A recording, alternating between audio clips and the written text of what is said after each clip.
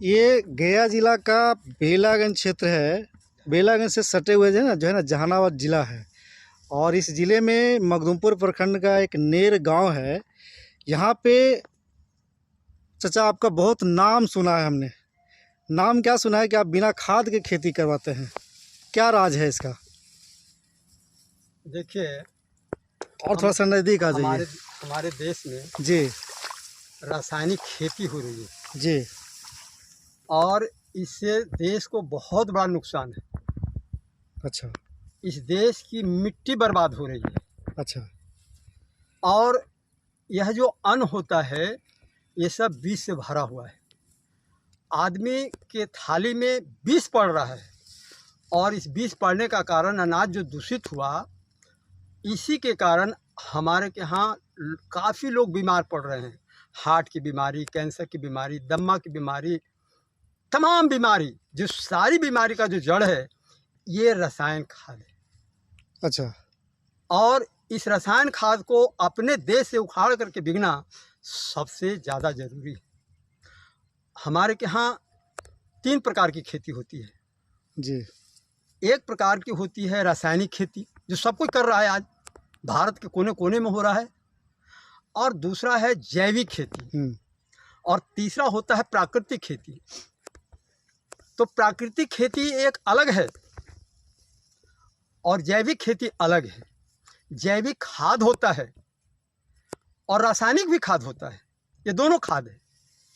लेकिन जो प्राकृतिक खेती होती है, ये जो हमने करवाया है, अच्छा, ये खेती जो है ये जैविक नहीं, प्राकृतिक खेती हमने करवाया जी। जिस प्लॉट में आप खड़े हैं जी जी जी, ये प्राकृतिक खेती हो रही है। और प्राकृतिक खेती में क्या है, इसमें जो भगवान है वो आपके खेत में बिल्कुल खाद से भर दिया है। खेत में खाद की कोई कमी नहीं है, भरा हुआ खाद। लेकिन सवाल होगा जी, आप लोग कहेंगे कि तो हम धान रोपते हैं, कोई फसल लगाते हैं, तो खाद क्यों देना पड़ता है?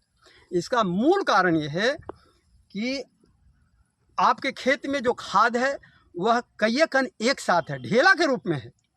आपका पौधा एक ही कण खाता है, 2 कण नहीं खाएगा। अच्छा। जैसे हम आपको एक अमरूद दे दें और मैं कहूँ कि बिना काटे आप खाइए, ना आपको छुरी से काटना है ना आपको दांत से काटना है, तो मैं समझता हूँ कि कोई भी आदमी नहीं खा सकता है। उस अमरूद को कोई नहीं खाएगा, जब तक काटेगा नहीं तो खाएगा नहीं जी। इसी प्रकार से आपका पौधा जो ढेला के रूप में खाद है, फॉस्फेट, पोटास, जो कुछ भी है तत्व, वो ढेला के रूप में है आपके खेत में। तो पौधा लेता है एक ही कण। आपने क्या किया कि उनको जो जीवाणु होता है, ईश्वर की तरफ से 2 चीज उपलब्ध है जी। एक जीवाणु है और एक चेरा है। तो जमीन में चेरा क्या करता है और जीवाणु क्या करता है, इसको समझना है हम लोगों को। प्राकृतिक खेती में इसको हमको समझना है। तो चेरा जो है 15 फीट नीचे तक की मट्टी कोड़ता है। अच्छा। और उसके आंत में एक चक्की लगी हुई होती है, वह खा करके ऊपर पैखाना करेगा, सब पीस देगा। तो जो चेरा का पैखाना है उसमें बहुत बहुत खाद भरा हुआ है। जितने आप तरे जाएंगे नीचे उतना ही अच्छा खाद भरा हुआ है। तो जीवाणु क्या करता है, जीवाणु का काम है उसको तोड़ना, खाद को जो ढेला के रूप में है उसका एक कण बनाना और पौधा को देना। हम रसायन खाद से क्या किया, सारे जीवाणु और चेरा को मार दिया है, खत्म कर दिया।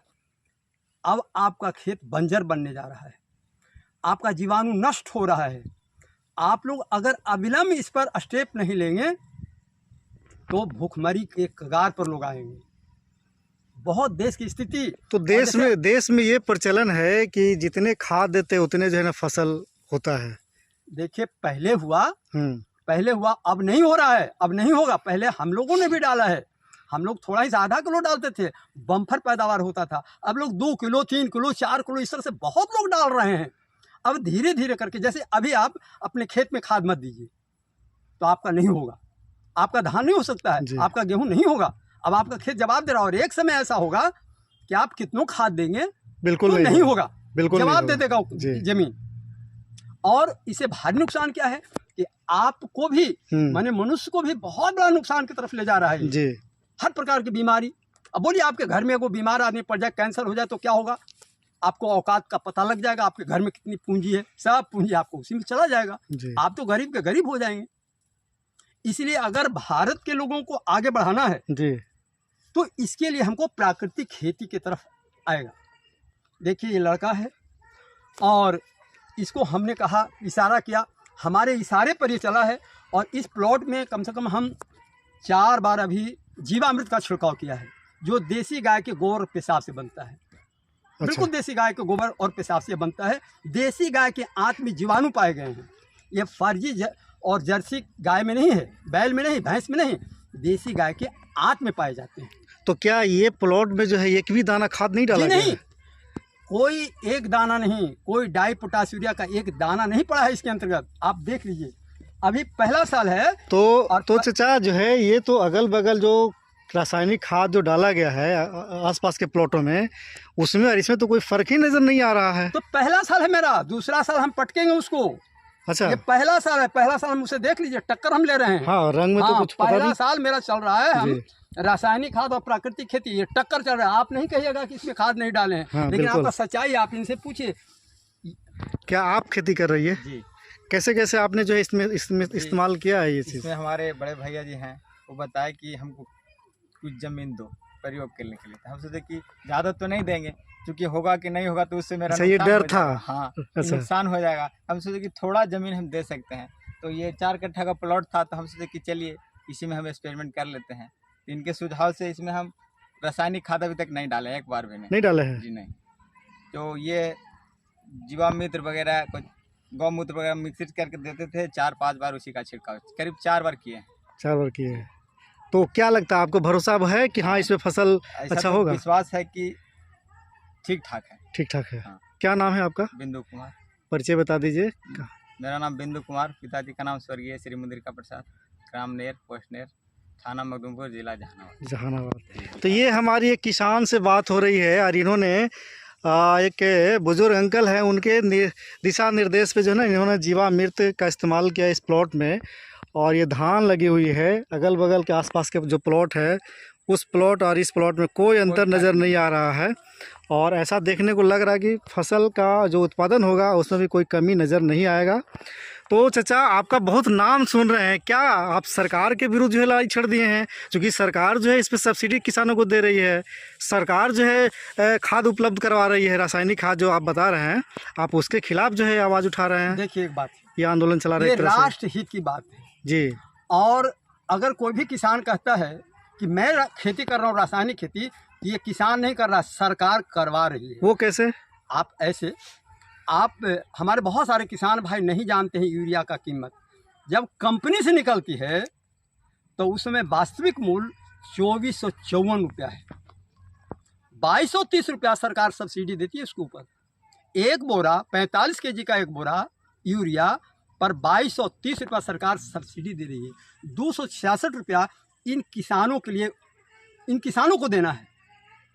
तो जिस दिन 2454 रुपया अगर देना पड़ जाएगा किसानों को, तो कोई ऐसा किसान है जो एक आध बड़ा यूरिया लेगा? नहीं लेगा। कोई एक बड़ा डाई नहीं ले सकता है। ये तो सरकार करवा रही है। सरकार के काफ़ी ताकत, एक तरह से आप फ्री ऑफ कॉस्ट कहिए इसको। ये तो थोड़ा सा मूल्य रखा है बस। तो देश को तो बर्बाद ये लोग करवा रहे हैं, अब तो देश के नेता लोग कर रहे हैं। नहीं, सरकार को सुझाव देने की जरूरत है।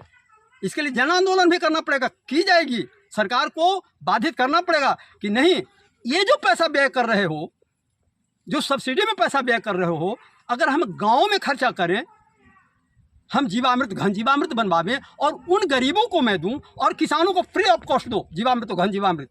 मैं समझता हूं कि हमारे भारत में ये सफल हो सकता है। प्राकृतिक खेती बिल्कुल सफल हो सकता है। और इतना भी आप जानिए कि ये 20 रुपया और 25 रुपया से भारत का किसान कभी अमीर नहीं होगा। ये 20 रुपये kg धान में तो मारामारी होता है हमारे यहाँ बिक्री के लिए। जब ये उत्पादन होगा, जब प्राकृतिक ढंग से हम लोग खेती करेंगे, तब इसका मूल्य विदेशों में 1,000 रुपये किलो बिकेगा। चावल मेरा बिकेगा 1,000 रुपये किलो। तब भारत का किसान अमीर बनेगा, तब भारत सुदृढ़ होगा। इसलिए भारत को सुदृढ़ करने के लिए हमको जन आंदोलन करना ही पड़ेगा। इन किसानों को जगाना ही पड़ेगा।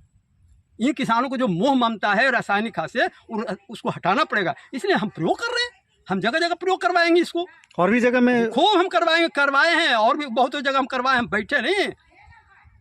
जो हमारी ताकत है, हम अपनी ताकत को यूज किया है और करेंगे, हम लोगों को जगाएंगे, मरेंगे पहले सबको बता करके मरेंगे। अरे वाह, क्या नाम है आपका, परिचय बताइए। मेरा नाम विश्वनाथ यादव है, ग्राम नेर, थाना मखदूमपुर, जिला जहानाबाद, बिहार।